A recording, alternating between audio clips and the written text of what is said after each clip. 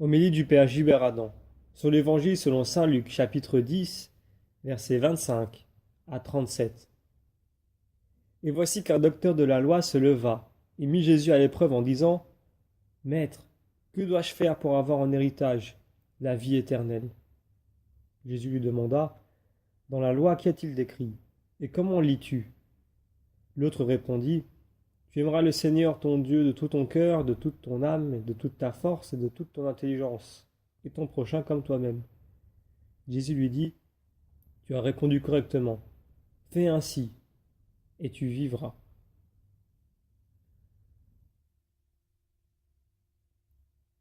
Jésus utilise une parabole pour répondre à la question de celui qui désire avancer sur le chemin.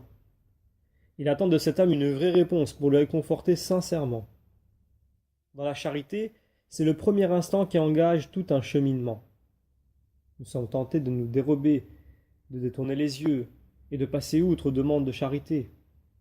La route qui descend de Jérusalem à Jéricho passe devant chez nous. C'est la route de notre travail, de nos responsabilités. Ouvrons tout à Jésus et demandons-lui de nous garder ouverts pour nous laisser arrêter par les blessés de la vie. Sur sa route, Jésus nous a trouvés à demi-morts et il nous a aimés jusqu'à l'extrême. Il nous a aimés et s'est livré pour nous. Nous savons, quand nous sommes saisis de compassion pour les autres, que nous faisons partie de la famille humaine. Nous ne pouvons pas garder du ressentiment, de la jalousie ou de l'amertume et appartenir à la famille de Jésus. Il faut prendre les moyens d'extirper ce poison de notre cœur, cette indifférence si subtile et si menteuse, qui fait que nous allons comme si tout allait bien. Nous continuons la lecture de l'Évangile. Mais lui, voulant se justifier, dit à Jésus: Et qui est mon prochain? Jésus reprit la parole. Un homme descendait de Jérusalem à Jéricho, et il tomba sur des bandits. Ceux-ci, après l'avoir dépouillé et rouillé de coups, s'en allèrent, le laissant à moitié mort. Par hasard, un prêtre descendait par ce chemin. Il le vit et passa de l'autre côté. De même, un lévite arriva à cet endroit. Il le vit et passa de l'autre côté. Mais un Samaritain qui était en route arriva près de lui. Il le vit et fut saisi de compassion. Il s'approcha et pansa ses blessures en y versant de l'huile et du vin. Puis il le chargea sur sa propre monture, le conduisit dans une auberge et prit soin de lui. La parabole de Jésus provoque une véritable réflexion. Le Samaritain, cet étranger, a mis en œuvre la miséricorde, la bonté envers le blessé rencontré sur la route.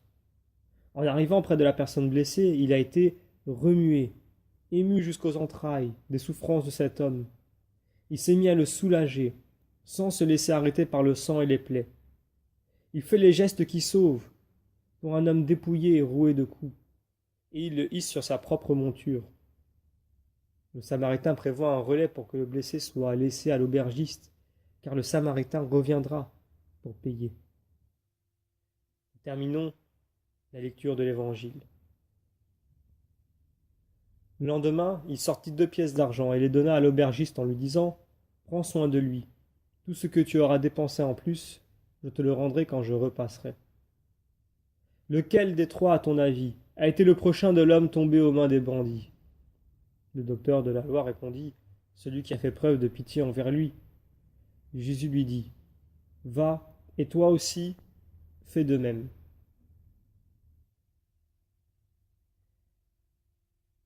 Jésus offre à ce docteur de la loi une parole de bénédiction.